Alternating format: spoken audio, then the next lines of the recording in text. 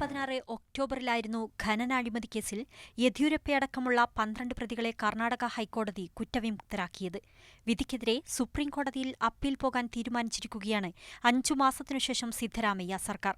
മുൻപ് ഇതേ കേസിൽ 11 ദിവസം ജയിലിൽ കഴിഞ്ഞ യെദ്യൂരപ്പയെ വീണ്ടും ജയിലിലെത്തിക്കുകയാണ് കോൺഗ്രസ് സർക്കാരിന്റെ ലക്ഷ്യം. കഴിഞ്ഞ കുറച്ചുനാളുകളായി അഴിമതി വിഷയത്തിൽ ബിജെപിയും കോൺഗ്രസും സംസ്ഥാനത്ത് കൊമ്പുകോർക്കുകയാണ്. സിദ്ധരാമയ്യക്കെതിരെ അഴിമതി ആരോപണം നടത്താൻ യെദ്യൂരപ്പയും കേന്ദ്രമന്ത്രി അനന്ത്കുമാറും ഗൂഢാലോചന നടത്തുന്ന സംഭാഷണം ദൃശ്യങ്ങൾ സഹിതം പുറത്തുവന്നിരുന്നു.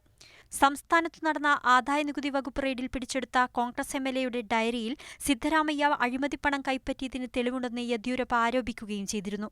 ഇതിന്റെയൊക്കെ പശ്ചാത്തലത്തിലാണ് യെദ്യൂരപ്പയ്ക്ക് മൂക്കുകയറിടാൻ സിദ്ധരാമയ്യ സുപ്രീംകോടതിയെ സമീപിക്കുന്നത്.